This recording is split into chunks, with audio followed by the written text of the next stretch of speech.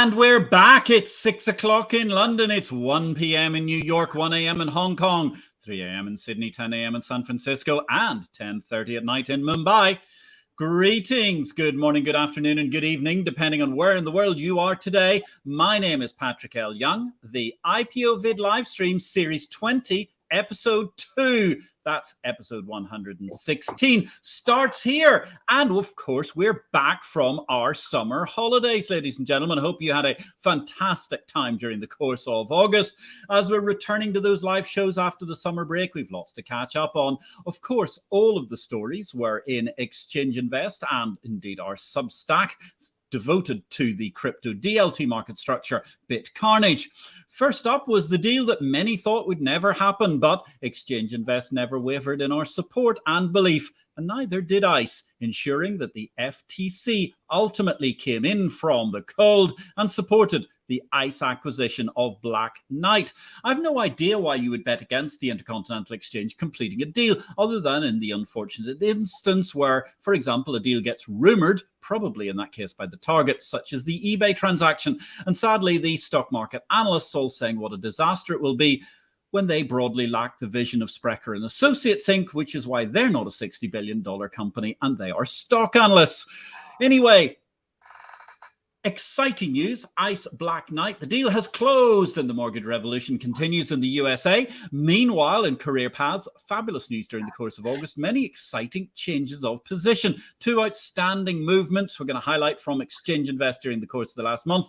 Ulf Axman, the man with the golden Rolodex, has returned to the parish as the Chief Commercial Officer of Exprey. That's the exciting cloud-based vendor who you may remember have appeared previously on IPO-VID. And indeed, IPO-VID alumnus from episode 73, the author of Financial Cold War, which is an Exchange Invest book of the week as well, James Falk. He's been appointed Chief Commercial Officer of the Central Bank of the SAR of China in Hong Kong, the Hong Kong Monetary Authority. Good luck to you both, gentlemen. Really excited by what you can manage to do there. Meanwhile, we've had a deal done in South America, Nuamex.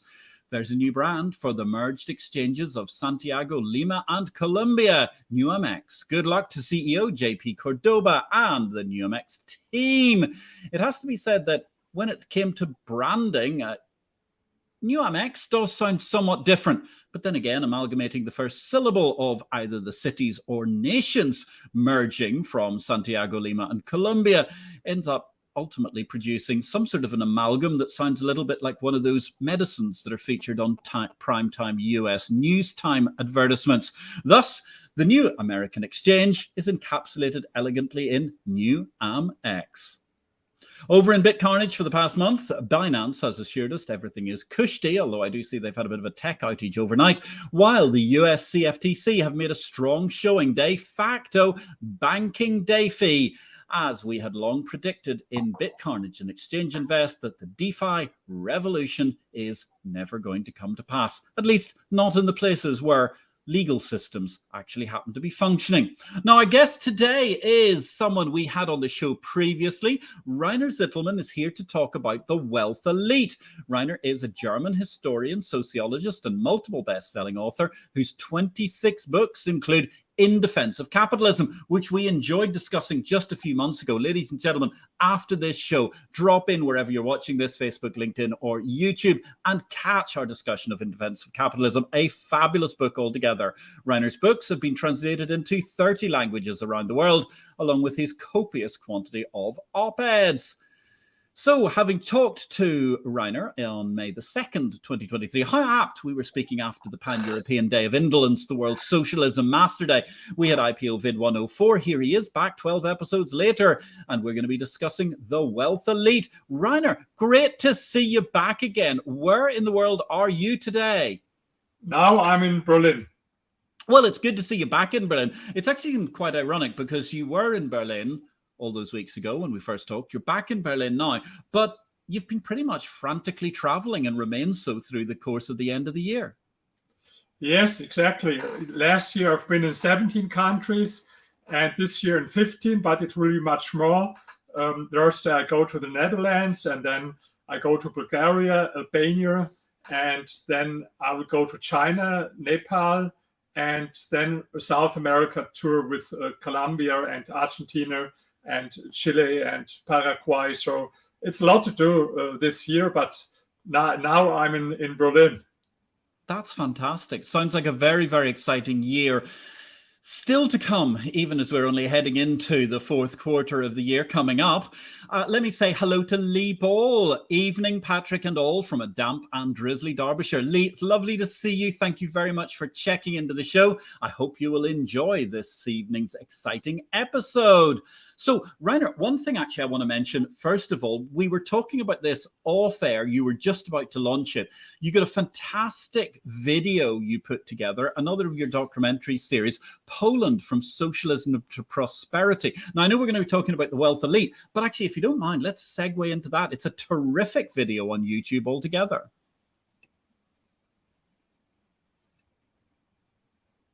And I do believe we might have a slight problem there. I think, has Rainer frozen, or maybe he can't hear me? No, I can hear you. You can hear me. I thought you want to show a video right now. No, I'm so sorry. I wasn't going to show the video. I do apologize, Rainer. You were sitting there so inscrutably. I thought the screen had frozen. No. My apologies. No, so tell us a little bit about this video, because it's something that everybody should watch, definitely. Yes. By the way, you can find it for free on YouTube, Poland from Socialism to Prosperity. And the story is this: Poland was one of the poorest countries in Europe in the 80s. Very, very poor, even poorer than the Ukraine. And the GDP per capita was half of the Czech Republic. So really very poor country. And then they started with economic reforms in 1990. They had a famous finance minister and vice prime minister, Leszek Balcerowicz. He's a true believer in capitalism, in Ludwig von Mises and Friedrich August von Hayek. And he started free market reforms. And now, since 3 decades, Poland was Europe's growth champion, and standard of living increased so much. And I think it's very important to tell these lessons, especially to young people, because today socialism is in favor again, and you hear very often how bad is capitalism and that we should think about a kind of planned economy or a kind of socialism. And here in this film, you see what planned economy really means, and how capitalism can improve the living conditions of ordinary people. And it's such a great success story. The bad thing is, I have to add, that since 2015, since this Peace Party came to power, they go more in the wrong direction. Less market, more state. They stopped privatization. Even they nationalized some banks, and more redistribution. So it's more a story about these great 25 years from 1990 to 2015. And I hope it is a reminder also for people in Poland what made them so successful, and a great story for young people. This is the second film that I produced. The other film, you can find it also for free on the internet. It's Life Behind the Berlin Wall. I compare East and West Germany, and I'm proud because last year I got an award for Best Short Movie at Freedom Fest in Las Vegas in the United States. So these are 2 films you can find for free on YouTube. They're fantastic, both of them. We discussed the Berlin Wall film last time. I can remember well being a very young child camping by the Berlin Wall in the mid-1970s. And it was quite incredible to think that this amazing division had fallen across the continent of Europe. Poland, of course, absolutely agree with you. Leszek Balcerowicz, actually born in Torun in Poland, the same city as my wife is from, and indeed where we have some investments. And I've got to say, the only bit I would probably quibble about is, yes, the last decade of government has definitely seen a turn to the left, but I actually think that the PO government, even around about the time of 2010, had already effectively given up on actively espousing capitalism. And I think that's where the rallentando was allowed to set in, because they became much, much more interventionist at that point in time. And certainly Balcerowicz is a great man. I wish I could get him on this show. He always says he's far too busy, which is such a shame, because he's truly one of the great figures and probably one of the greatest finance ministers of the 20th century. Absolutely incredible, his legacy altogether. The video is terrific altogether. Absolutely a must recommend, ladies and gentlemen. Catch it, Poland from Socialism to Prosperity, and you will be able to see that free on YouTube. And I believe the links have already been distributed. Let me just say hello to Peter Second. Hello, Peter. I hope you and Ari are doing really, really well and enjoying the show. Great to see you back and watching. Thank you very much for joining us. Now, if you've got a question for Rainer Zitelmann during the course of this evening, let us know. We'll be delighted to include that question because we're going to be talking about this fascinating book, which is, you know, the whole thing about the wealth elite. And let's talk about that for just a second and show the cover of the book, The Wealth Elite, because where did the idea come from to do this study of the rich? Yes, first I wrote another book in German. It's not translated in English now. It means like how to grow and stay wealthy. And writing this book, I looked for scientific research about the topic how people become rich. And of course, there are thousands and thousands of books all over the world, self-help books, how to grow rich. Some of them are good, some of them are bad. But I found out that there's almost nothing really, you know, scientific. It's more like opinions or self-made book, but there's not much scientific research. But I found one doctoral dissertation in Germany. It was based on a poll with 470 wealthy people about how they become rich and about their personality, but they were not really rich. The median net worth was 2 million, what is not, of course, really wealthy. And I contacted the professor where this doctoral dissertation was written, and I met him and I asked him, what do you think about the idea to do something also as a doctoral dissertation about people who have more, at least 10 million or most later it was more than between 30 million and 1 billion. And I asked him, what do you think about this? The problem was, of course, that it's not possible to do a quantitative research because there's not a sample from the larger population where you have enough people who have a net worth of some hundreds of millions. So you had to do something that we call in sociology qualitative research based on in-depth interviews with these wealthy people. And I asked him how many people, what is the minimum I should have to find for these interviews. And he said, yes, it's like 25 people. It should be 25 people. And in the end, I found 45 people. Then I stopped it because I saw it's repeating every time a similar story.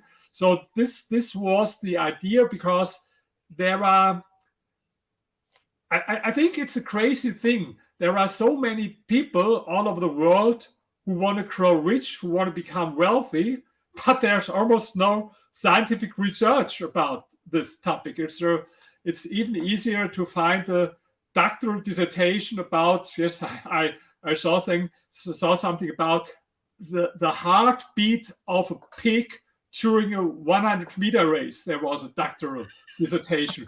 Or about the life of rare insects, and so you find doctoral dissertation about a lot of topics, but there was almost nothing about personality traits of wealthy people. And so I started. Of course, the problem is the difficulty that usually these people, they don't want to spend their time to give interviews.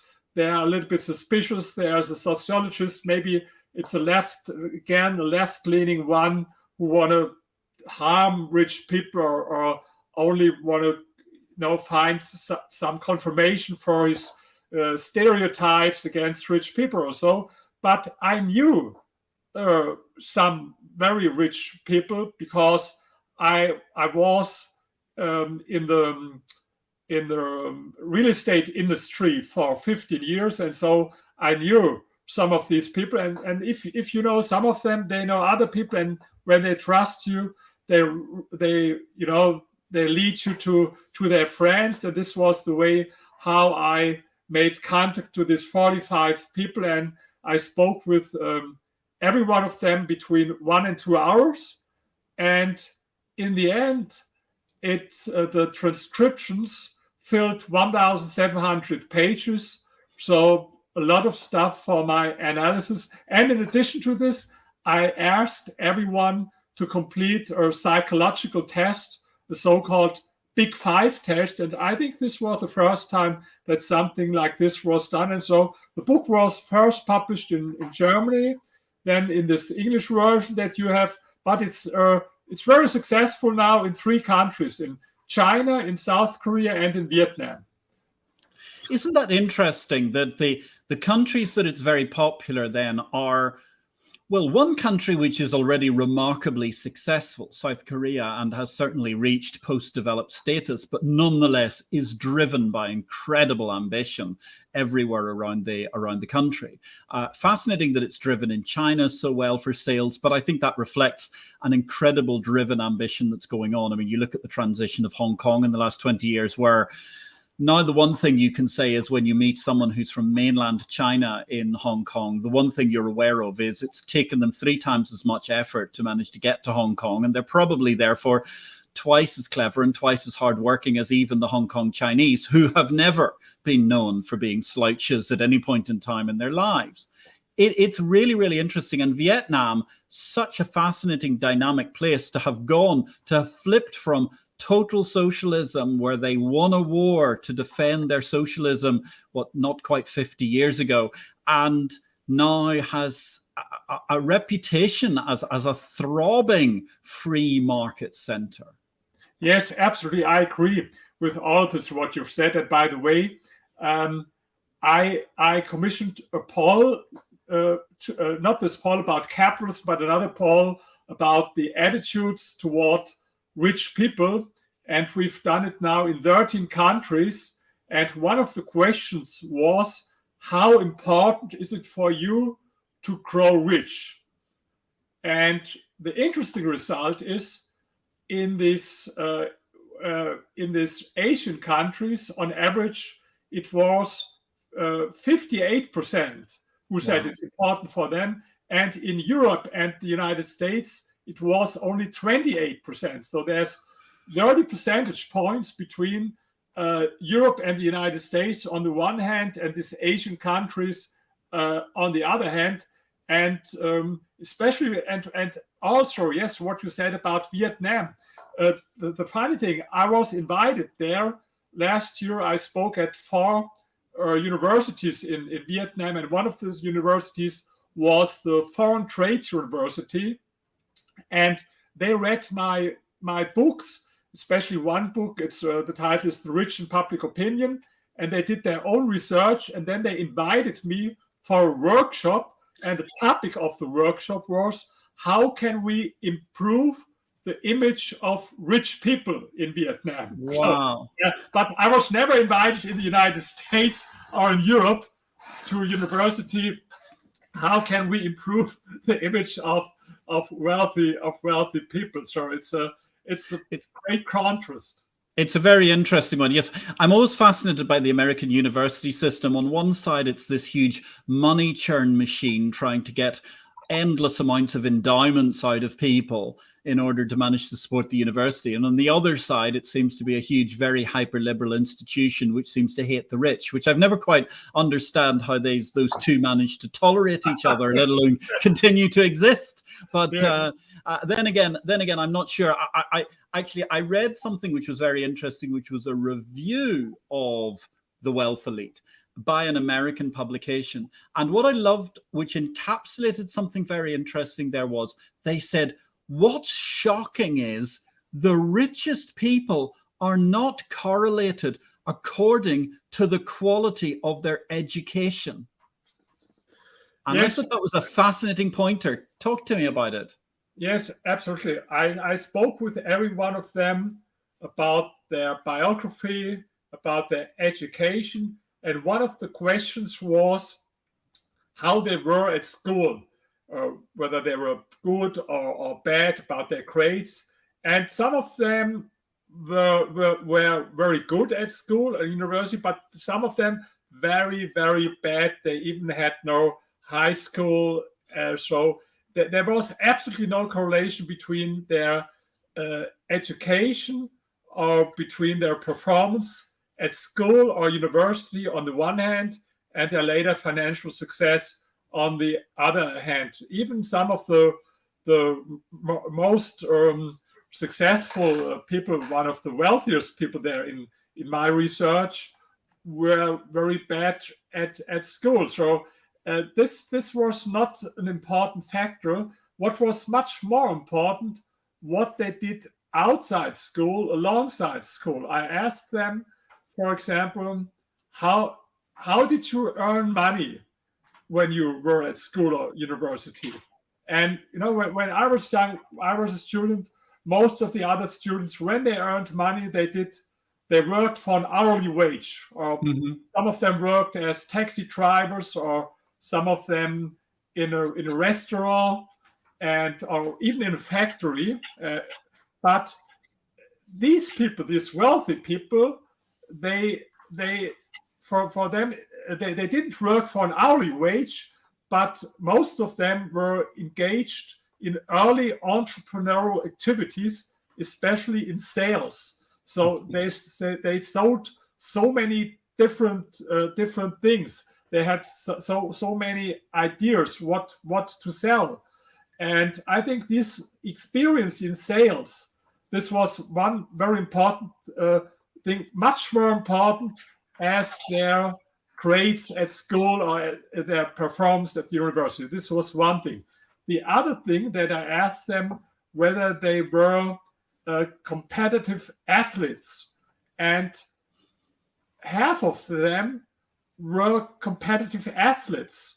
And I think this is also important because in Germany, there are not so many people. I think in the United States, it's more common if you're at university that you do something like this, but not so in Germany. So these rich people were much more engaged in competitive sports. And I think it was important because they learned how to win, but much more important, they learned how to deal with when they win and when they lose. And I think this was very important. So these were two things that a lot of them had in common.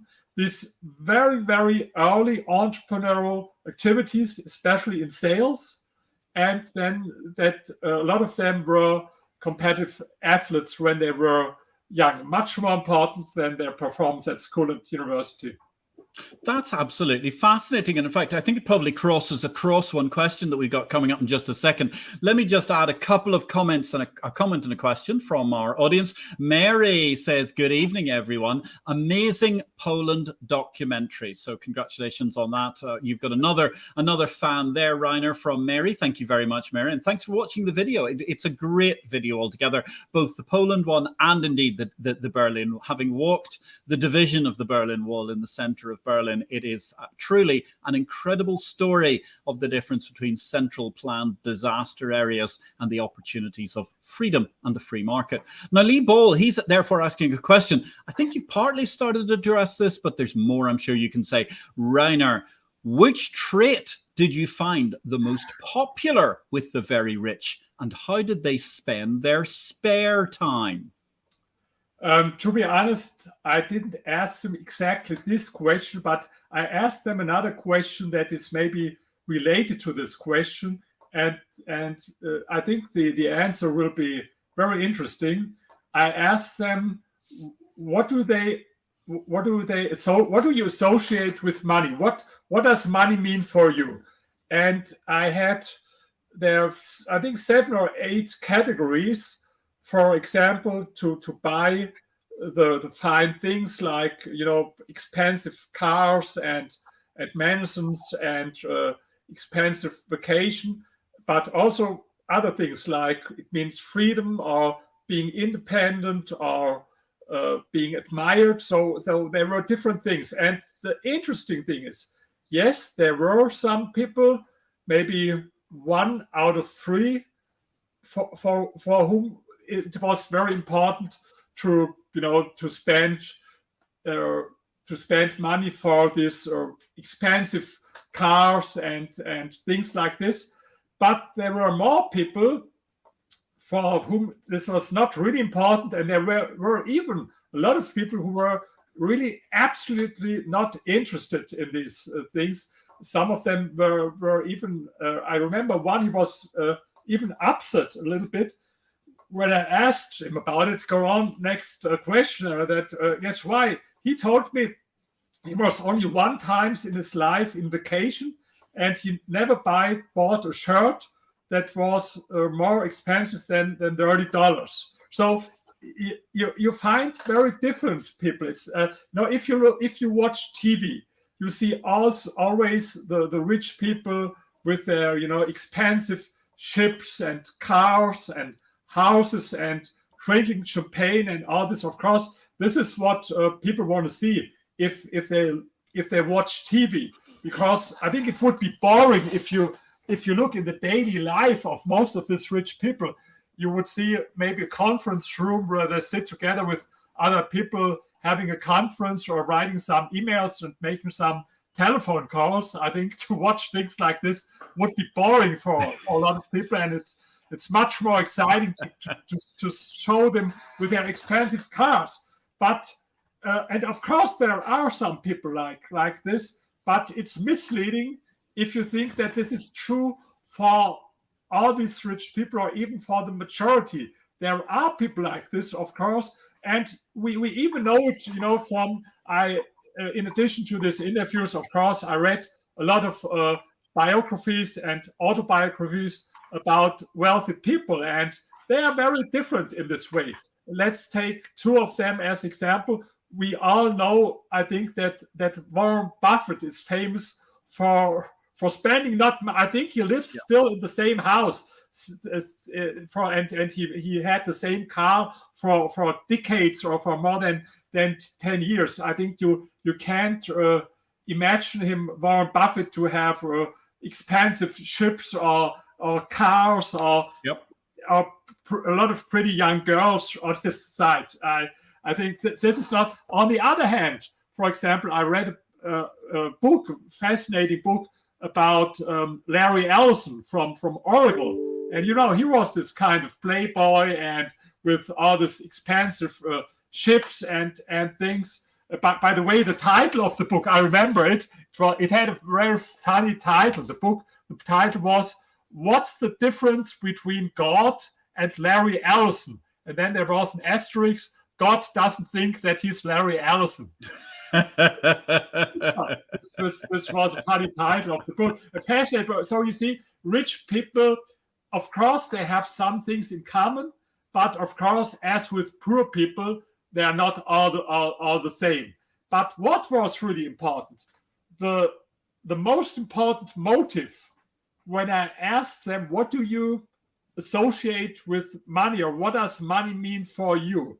For most of them was being free and independent. This was much, much more important as a motive than these luxury items.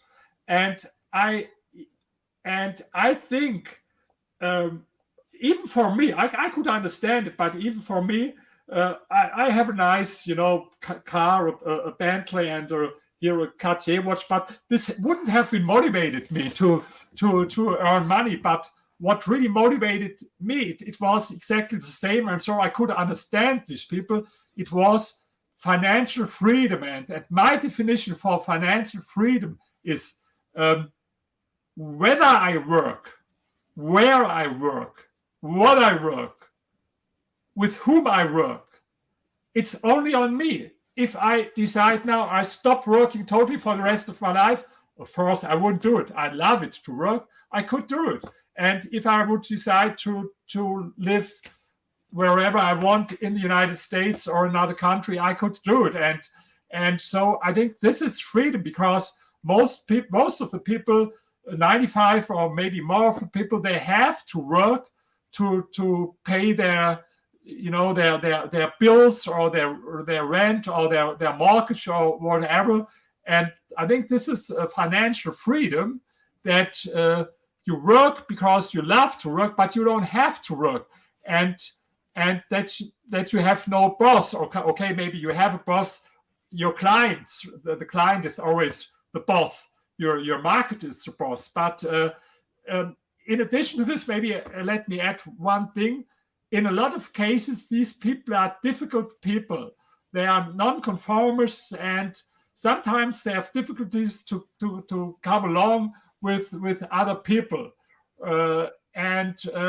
So for them, it's the only thing to become an entrepreneur or to become wealthy. Think about someone as Steve Jobs, for example, who was fascinating and inspiring, but on the other hand, we know he was a very, very difficult person and got conflicts with almost everyone. The same was true with Bill Gates when he was young. Very, very difficult person.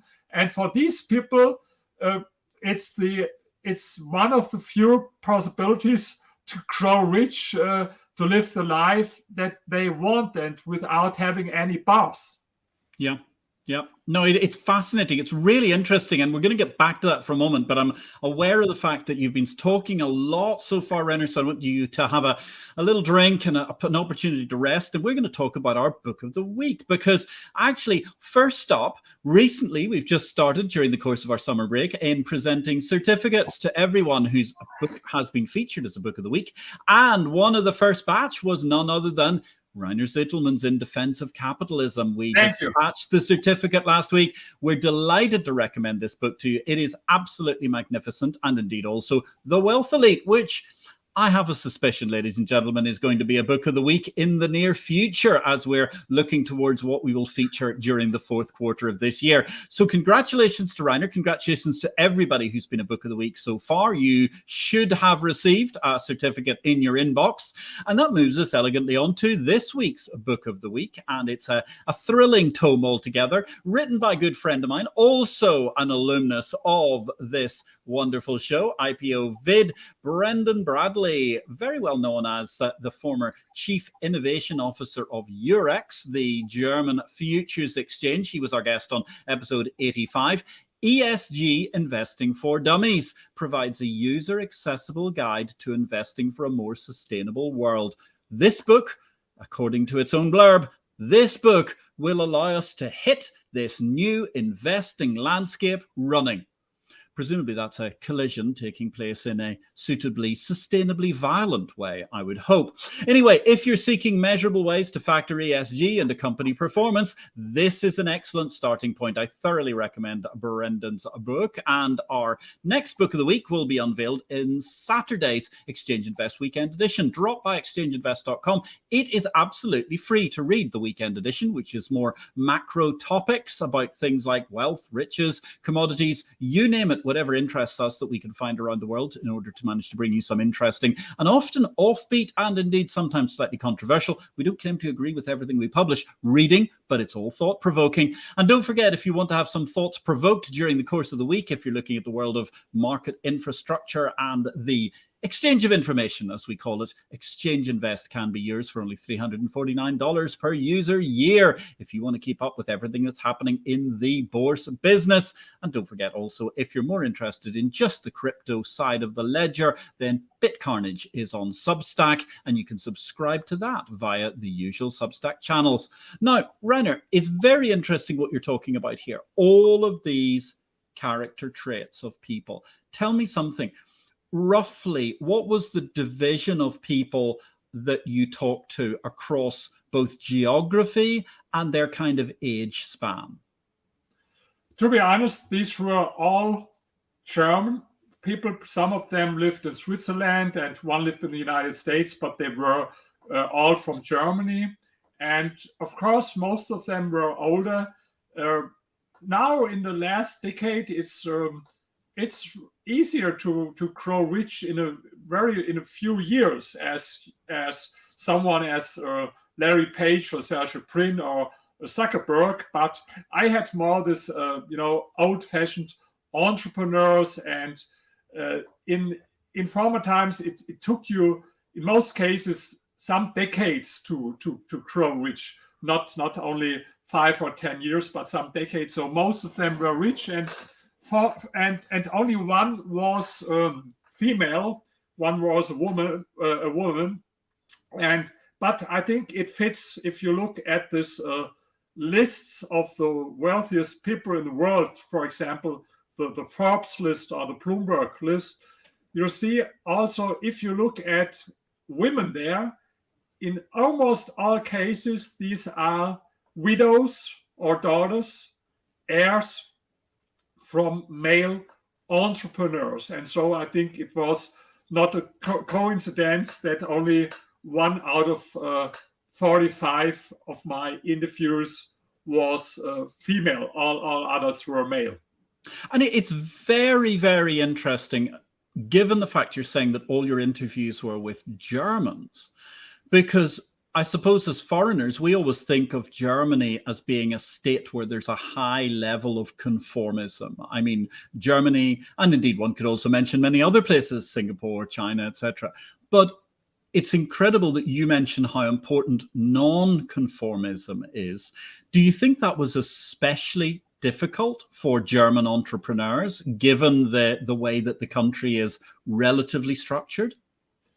Yes, maybe, but you should be aware that Germany is one of the countries, if you look as a percentage of the population, with the most millionaires and wealthy people on the world. Of course, there are some countries where you have a higher percentage, smaller countries as Singapore or Switzerland, for example. But if you look from the bigger countries, there are only very few countries with such a high percentage of very rich people as in Germany. By the way, what a lot of people don't know, another country is Sweden. I was in Sweden 3 weeks ago, and I learned that the percentage of billionaires in Sweden is 60% higher than in the United States, just the population, of course, because in Sweden there are only 10 million people who live there, and the United States is 340 million. But yes, non-conformism, of course, yes, there are two things. First, this picture about German people, very, they obey all to the rules, and with a lot of conformism. Maybe it's a little bit an old-fashioned picture like Germany was maybe some decades ago, but it changed a lot of things there on the one hand, and of course on the other hand, it's a minority of people, the rich people, and they are different to most of the people. And I think you know it also from investment. I think it's logical. If you do the same thing as everyone else, you can't be a multi-millionaire or even billionaire. You yes. have to do things different. And we spoke before our interview. We spoke about Jim Rogers. He was not yes. one of my interviewers, but I know him in person. You know him in person, and he told me a funny story about nonconformism. Let me share you this story because I like his story. He told me when he was young, he lived in Manhattan. Today he lives in Singapore, and he was invited to a fancy dinner, and he was the youngest. All the others were much older than he was, bankers, investors. And then one moment, one of these older bankers said to his neighbor, "How can someone be so stupid and buy locker chairs?" You know, this producer of aircrafts. Yes. Because they were in trouble at this time. Every day there were bad news. The stock price decreased and collapsed, and every day bad news in the newspapers. And one said to his neighbor, "How can someone be so stupid to buy it?" And everyone laughed very loud. And for him, it was not funny, for Jim Rogers, because he was the one who was the one. so stupid who bought it. But he told me later on he made a lot of money with especially this investment, and he told me lessons learned: the louder they laugh at you, the better it is. He's an example for nonconformists. Of course, it's not a guarantee to become rich. No. You always, the country, it would be too easy. And, if everyone says 2 plus 2 is 4, you can say it's 5 only, to be a nonconformist. But Jim Rogers, I think, in a way, it's crazy. I remember some years ago, I met him in Singapore and I asked him, where would you invest right now? What do you think? What's the really the best idea? He said, I think I would like to invest in North Korea. I think this is the best idea. You see, he's really a nonconformist. Let me tell you only a second funny example about nonconformism. I spoke with someone who's one of the richest people in Germany. His name is Theo Müller, and he made his money with milk and yogurt, especially. Yes. Müller Light. Yes, exactly. He has net worth around $5 billion, so he's one of the richest people in Germany. Wow. And his favorite animals, of course, are cows, because he made his money with milk. And then he told me this funny story. He told me, imagine there's a herd of cows going along a path.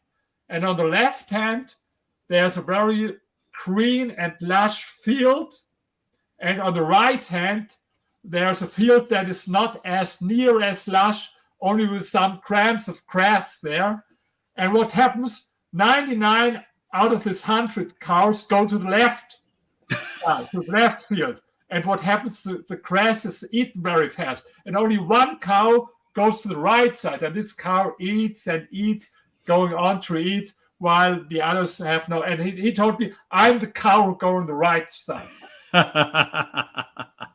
That's quite fascinating. No, it's very interesting. I mean, listening to their anecdotes and their stories of all these people, it's also fascinating how people made and do make so much money out of assets that people wouldn't necessarily think are hugely important. I mean, we spend so much time talking about you have to be in technology or you have to be on the internet or something. And yet you look at so many billionaires who make their money out of fabulously old-fashioned enterprises like milk, yogurt, things that have been around since effectively the dawn of time. It's really interesting. Another friend of mine, he was also one of the interviewers today, is a friend. He has a net worth of 3 billion. His name is Wild, and he became rich with Capri-Sun. I think you know this trick. Yes, juice, yes. Capri-Sun, also old-fashioned. By the way, it was funny when I met him. I spoke about what I'm doing research about wealthy people. I said, "What do you mean with wealthy? I don't think that I'm really wealthy." Like, hey, but I think you have like 3 million net worth.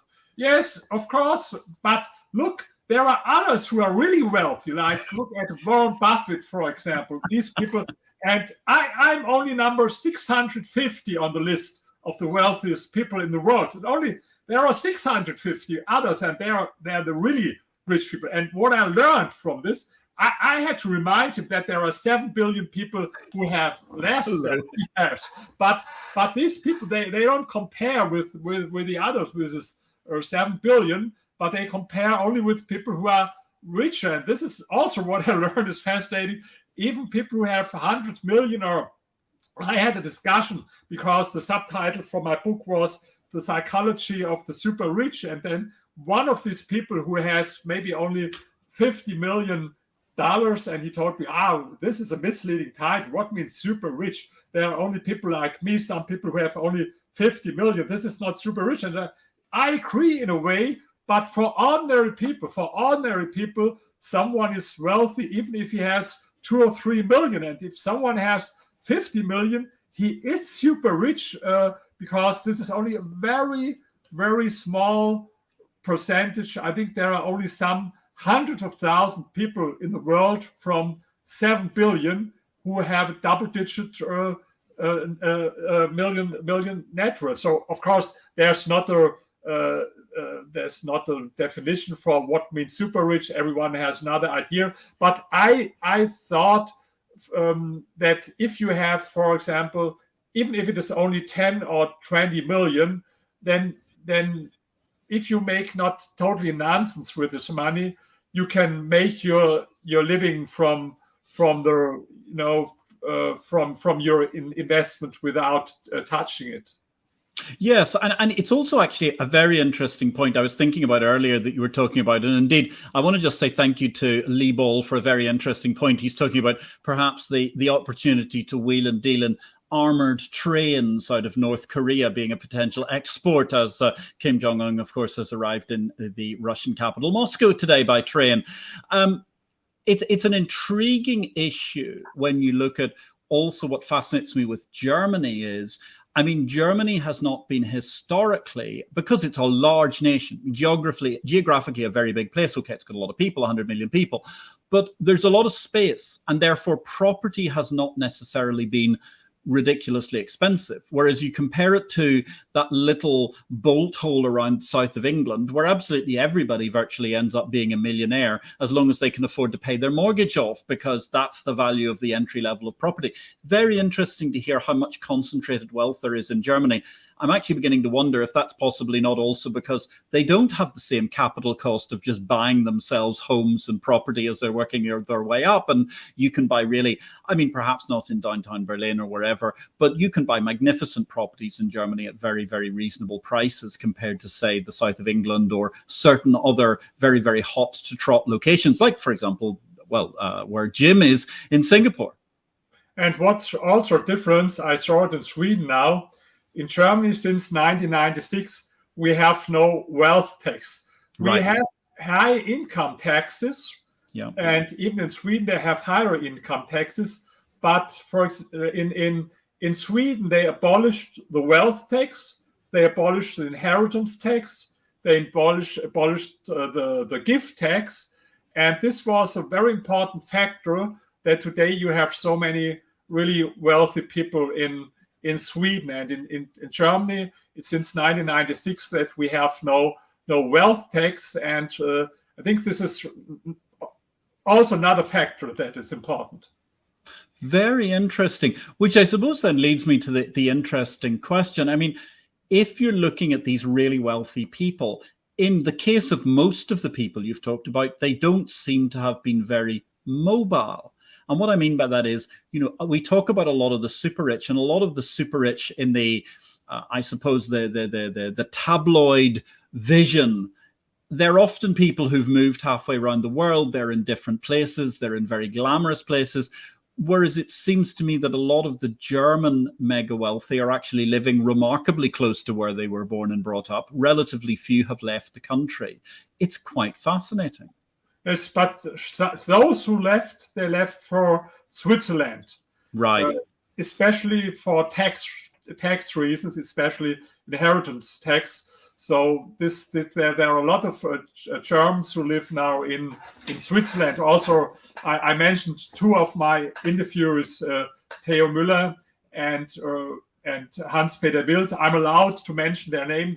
They were confidentially. I guaranteed them not mentioning their name, but these two allowed me to mention their name, and both of them live in Switzerland and not in Germany. And yes, but it's true. And there's also another difference. You know, in Germany we have very envious people. I did another research in 13 countries about the image of wealthy people, and I calculated something that I call the social envy coefficient. So right. to compare how envious are people in different countries. And the most envious people were in France, number one, and followed by Germany, number two, unfortunately. And on the other side, people who are not as envious are in Poland, for example, Japan, and Vietnam. And I think this will harm a society if you know. I think successful entrepreneurs. Of course, I speak about people who made in an honest way. their money. They should be role models, but in a lot of countries, especially in Germany, there are more scapegoats. They blame the rich and the super rich for all the bad things that happens in the world. And I read a book a few weeks ago from Bernie Sanders in the United States, and the title of the book was "It's Okay to Be Angry About Capitalism." And he has one chapter, and the headline of this chapter is "There should be 0 billionaires in the United States." But what did it mean? If you look all around the world, where's a country with 0 billionaires? It's Cuba, it's North Korea, and some very poor African countries. There you have, if you look at the Forbes list, there you have 0 billionaires. But all countries, successful countries, where people have a good standard of living, of course, there are a lot of billionaires, as in Singapore or in Switzerland, or I mentioned Sweden and countries like this. So the idea to have a country with 0 billionaires, it means to have a really a poor country. And this is what this was the topic we discussed last time. What anti-capitalists, what they don't understand, they believe in something that I call zero-sum belief. They believe that rich people become only rich because they took it away from the poor. And that it is crazy. You see, if you look, for example, the development of poverty, 200 years ago, before capitalism, 90% of the worldwide population lived in extreme poverty. Today, it's less than 9%. But even in the 80s, 43% of the worldwide population lived in extreme poverty. 43%. The same time when the number of billionaires, poor people decreased, the number of billionaires increased. In 2000, we had only 500 billionaires all over the world. Today, it's 2,700 billionaires. And the reason is the same. It's economic growth. In the moment when you have economic growth, there are always more rich people. Today, you have almost so many billionaires in China as you have in the United States. And 2 years ago, I read an article that there are even more billionaires today in Beijing than in New York City. And at the same time, the number of people living in poverty decreased in China from 88% 40 years ago to less than 1% today. So, okay, this is not a topic, but it's a misconception about, I think we need wealthy people, and a country as the United States should be proud to have so many billionaires, because most of these billionaires became rich as successful entrepreneurs. And if you tell some people we want to have 0 billionaires, it means we don't want to have so many successful entrepreneurs. This is the same thing. Yeah, no, I completely wholeheartedly agree. Just a quickie from Lee Bell. I'm not sure, Lee Bell, sorry. I'm not sure we necessarily it's on topic, but he's just curious. Why do you think so many Germans prefer to rent or lease their properties rather than buy outright? And does that have any impact on wealth? Yes, this is correct. By the way, some weeks ago, we had a new research. Usually we think there are only less than 50% of people in Germany who own their own property, and most of them rent there, so more than 50%. But there's a new research, and they had some methodological, new aspects. Maybe these are more than we thought. Yes, but I think in Germany we have, in a way, it's better to be a tenant than to own your own apartment, because they are protected by the politicians sometimes I think in a crazy way. So even when I had some investments in real estate, and I had bought my first apartments to rent it to other people, I lived as a tenant at this time. So even me. And later on, I bought my own villa, and now I have 2 apartments here. But this is kind of luxury. Interesting. Very, very interesting. Well, I mean, unfortunately, we're kind of running out of time because there's been such an active and fascinating discussion altogether. I know that usually my last question would be, where does the revolution go next, the capital market revolution? But you answered that elegantly. So let me ask you this. Where do you think, Rainer, the wealth elite goes next? I think in a lot of countries, we will have a lot of economic problems with economic growth. And, the growth of the wealth elite and the number of wealthy people depends, of course, on economic growth in general.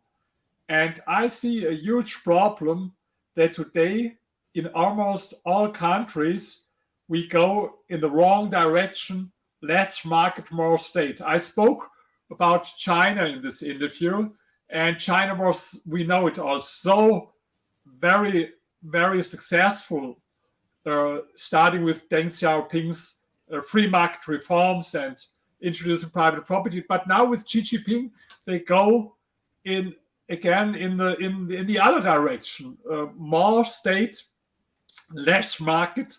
And of course, you see the same in the United States. When you look what Joe Biden does with his Green New Deal, more and more state intervention.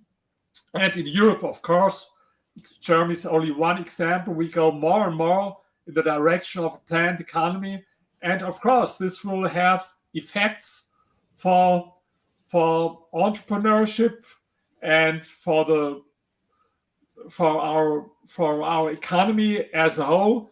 So, but we don't know how history develops. Sometimes we have, even, this is what I hope, positive surprise that things happen that you haven't thought about it before. So I'm to be honest, I'm more pessimistic in the general economic outlook for a lot of countries. But on the other hand, we have a lot of really hardworking and inspiring entrepreneurs that have also always new ideas. And if the government makes it not too hard for them to achieve, they will make their way. And this was even what Adam Smith, who had his 300th birthday in June, what he wrote in his famous book about the wealth of nations, that even when the government and the state harms the economy, and even if they do so many crazy things, that there are always, entrepreneurship people who are successful in spite of this. And on that note, thank you very much, Rainer Zitelmann. It's certainly a mixed message at the moment, thanks to government interventionism around the world. We've been talking about the wealth elite today. Next week, we've got a terrific show. We're going to be going from the city to space with one of the grandees of the Corporation of London. He's a common councilman there, Mark Wheatley. You'll catch that at the same place at the same time. Let me just say, before we wrap up this show, thank you very much to all those who interacted today. Thank you, Lee Ball. Thank you, Peter Second. Thank you to Mary. Go watch those videos of Rainer's. The one about Warsaw is absolutely fantastic, about the Polish economy's miraculous growth, Balcerowicz, the miracle, and all of that. And once you've had the miracle on the Vistal experience economic version, then don't forget to check out his fantastic video comparing and contrasting the Berlin Wall. Rainer, I really hope that we'll get a chance to catch up again in the near future. Your ideas are always super illuminating. It's fascinating to have you on the show. Thank you for being our guest today, and thank you for making a seamless show. To our production team, to Jamil, Marianne, and Racy, you've done a great job today. My name is Patrick L. Young. Join me during the week at exchangeinvest.com in order to discuss the exchange of information, bourses, the epicenter of market capitalism, and of course, also in BitCarnage, talking about cryptocurrency and the related derivatives market structure for the whole derivatives ledger, distributed ledger rather, I should say. And of course, you can catch us in Exchange Invest Weekend at the weekend, where we'll be talking about all sorts of things, and it's free, exchangeinvest.com. My name is Patrick L. Young. Thank you very much once again, Rainer Zitelmann. This has been a terrific show. Catch you next week, and I wish you all a great week in life and markets.